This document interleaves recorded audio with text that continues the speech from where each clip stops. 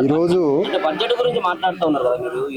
అవును, మొన్న బీసీలకు 42% రిజర్వేషన్ విషయంలో మీలాంటి వాళ్ళు అసలు మాట్లాడట్లేదు, ఎందుకు మూగపోయింది ఆ గొంతులు అని చెప్పి చాలా మంది ప్రశ్నిస్తూ ఉన్నారు. ఒక పక్కన మున్సిపల్ షెడ్యూల్ రిలీజ్ అయిపోయింది. ఇలాంటి కార్యాచరణ ఏంటి 42% రిజర్వేషన్ల పైన ప్రభుత్వం యొక్క వైఖరి పట్ల ఓకే. ఈరోజు బడ్జెట్లో బీసీల వాటా మాయామర్మం అనే ఒక సదస్సు జరిగింది. ఈ రౌండ్ టేబుల్ సమావేశంలో అవును, బడ్జెట్లో బీసీలకి ఎస్సీ ఎస్టీలకి శూన్య హస్తాలు మిగిలినాయి. కేంద్రంలో అదే మిగిలింది. రేపు పెట్టబోయే రాష్ట్ర బడ్జెట్లో కూడా అది ఆనవాయితీ. రేపు పెట్టబోయేది కూడా అదే, ఏముండదు ఇందులో. కాబట్టి మాకు బడ్జెట్ ఇందులో కావాలి. మా కులాలకి మేమెంత జనాభో అంత జనాభాకి తగ్గట్టుగా ఈ బడ్జెట్లో మాకు కేటాయింపులు జరగాలి అనేది ఈ సందర్భంగా సదస్సులో చర్చించడం జరిగింది. ఈ సదస్సు ద్వారా మాకు ప్రాతినిధ్యం లేదు, మా అణగారిన కులాలకి ప్రాతినిధ్యం లేదు, మా రిప్రజెంటేషన్ లేదు. ఓకే, పోనీ రాజ్యం ఏమన్నా అన్ని వర్గాలకి చూసుకొని అన్ని వర్గాలకి కావాల్సిన బడ్జెట్ డిస్ట్రిబ్యూషన్ ఉన్నదా అంటే అది లేదు. కాబట్టి ఈ రాష్ట్ర ప్రభుత్వం మీద మా బీసీ ఎస్సీ ఎస్టీలకి మా జనాభాకి తగ్గట్టుగా మా వెనుకబాటుతనానికి తగ్గట్టుగా మాకు బడ్జెట్ కేటాయింపులు ప్రతి కులం అణగారిన ప్రతి కులం ఆ కులం అభివృద్ధి కావడానికి, ఆ కులానికి పడ్డ మరి సంఖ్యలని విప్పడానికి, ఆ కులానికి కావలసినటువంటి సంపూర్ణమైనటువంటి ఆర్థిక విముక్తికి ఈ బడ్జెట్లో కేటాయింపులు ఉండాలి అని గవర్నమెంట్ మీద ఒక పెద్ద పోరాటానికి బయలుదేరబోతున్నాం. ఆ బయలుదేరబోవడానికి కావాల్సిన ఒక ప్రణాళిక తయారవుతుంది. లోపల ఈ బడ్జెట్ త్వరలో రాష్ట్ర బడ్జెట్ మరి స్టార్ట్ కాబోతుంది. కాబట్టి దాంట్లో మా వర్గాలకు కావాల్సిన బడ్జెట్ని డిమాండ్ కోసం ఒక పోరాటాన్ని రూపకల్పన కేటాయించిన 1100 కోట్ల బడ్జెట్ బీసీలకు ఏ మూలన జరగలేదంటారా? జనాభా ఎంత? 60%.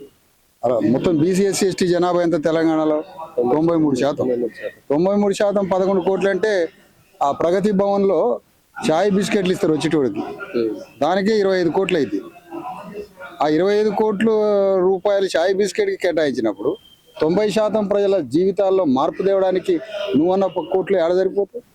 కాబట్టి వీళ్ళ మీద, ఈ ప్రజల మీద పక్కనున్న తమిళనాడులో అణగారిన వర్గాలందరికీ బడ్జెట్ అద్భుతంగా రూపకల్పన చేస్తారు.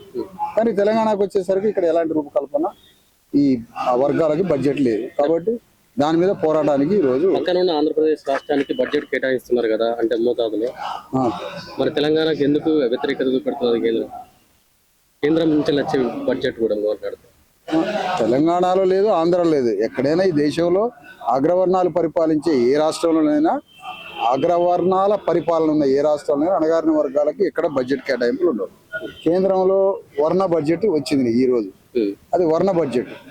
అంటే ఆ బడ్జెట్ అంతా అణగారిన వర్గాలకు సంబంధించిన బడ్జెట్ కాదు, అగ్రకులాలు బాగుపడే బడ్జెట్, అణగారిన వర్గాలకు బిచ్చం మెతుకులేసే బడ్జెట్ అది. కాబట్టి దాన్ని ఖండిస్తున్నాం. రేపు ఈ రాష్ట్రంలో, తెలంగాణ రాష్ట్రంలో రాబోయే బడ్జెట్ విషయంలో మా వాటా కోసం ఒక పెద్ద పోరాటాన్ని మొదలుపెడతాం. అంతిమంగా మాకు బడ్జెట్ కేటాయింపులు న్యాయంగా, రాజ్యాంగపరంగా సమానంగా జరగాలి అనే శాశ్వత పరిష్కారం రాజ్యం వచ్చిన తర్వాత. అప్పుడు ఎందుకంటే అన్ని కులాల ప్రతినిధులు అక్కడ ఉంటారు కాబట్టి, వాటా డిస్ట్రిబ్యూషన్ టైంలో ప్రతి బాధిత వర్గం ప్రతినిధి అసెంబ్లీలో ఉంటాడు కాబట్టి ఖచ్చితంగా కత్తి పట్టుకొని కూర్చుంటారు కాబట్టి బడ్జెట్ కేటాయిస్తారు. ఫోన్ ట్యాపింగ్ విషయంలో వరుసగా జరుగుతున్నటువంటి ఎపిసోడ్ చూస్తా ఉన్నాం కదా. కేసీఆర్ ను, కేటీఆర్ ని, హరీష్ రావును విచారించారు. ఇదంతా కూడా పొలిటికల్ డ్రామా అనుకోవచ్చు. నిజంగానే ఆ రోజు ఫోన్ ట్యాప్ అయింది, ఈ విచారణ కూడా పక్షపాతంగా జరిగి కేసీఆర్ వాళ్ళంతా కూడా అరెస్ట్ అయ్యే అవకాశం కనపడతాం. వాళ్ళకి ఏం కొట్లాడుతుంటే వాళ్ళంతా ఒకే వర్గం కదా, బంధు వర్గం కదా, వాళ్ళంతా ఒకే క్లాస్ కదా. వాళ్ళు థ్రెట్ చేసుకుంటారు అంతే, సెట్ చేసుకోవడానికి థ్రెట్ చేసుకుంటారు. సిండికేట్ పాలిటిక్స్ అంటారు వాటిని. వాళ్ళే థ్రెట్ చేసుకొని సెట్ చేసుకుంటారు అనమాట. థ్రెట్టింగ్ అండ్ సెట్టింగ్ ఆ ప్రోగ్రామ్ ఉంటుంది.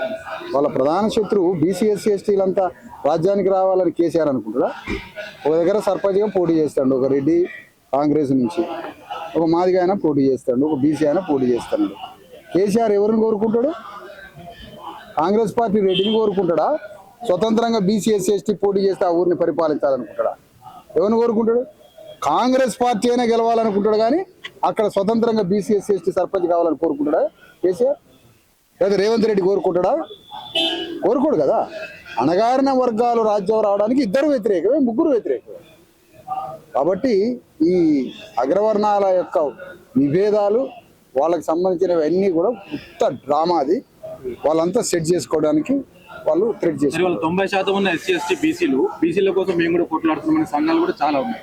అవన్నీ కూడా ఒక తాటి మీదకి వస్తే ఈ పోరాటం ఇంకా సులభతరం అవుతుందా? కష్టతరం అయింది. సులభతరం కాదు, కష్టతరం అయింది. ఎందుకంటే రాజ్యం మీద యుద్ధం చేసే, స్ట్రైట్గా యుద్ధం చేసి ఒక సంఘాలు కావాలి తప్ప అనేక సాంప్రదాయ సంఘాలు, రాజ్య నీడలు ఉండే సంఘాలతో కాదు ఇది.